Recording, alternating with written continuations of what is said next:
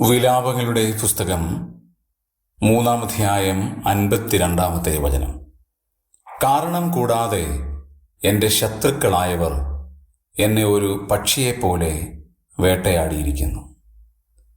വേദപുസ്തകത്തിൽ പലതരത്തിലുള്ള ഉപമാനങ്ങൾ നമുക്ക് ദർശിക്കാനായിട്ട് സാധിക്കും. നാം വായിച്ച വാക്യത്തിൽ നല്ല ഒരു ഉപമാനം ദൈവത്തിൻ്റെ ആത്മാവ് നൽകിയിരിക്കുകയാണ്.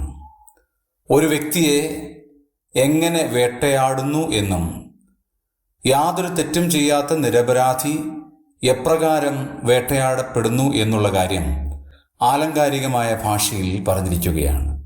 ഒന്ന്, കാരണം കൂടാതെയാണ് അവർ വേട്ടയാടുന്നത്. 2, ശത്രുക്കളായവരാണ് വേട്ടയാടുന്നത്.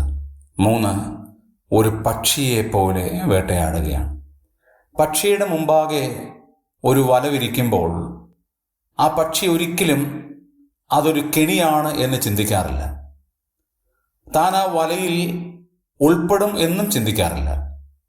പക്ഷി വളരെ നിഷ്കളങ്കമായി യാതൊന്നും അറിയാത്തതിനെ പോലെ പറന്നു ചെല്ലുകയാണ്.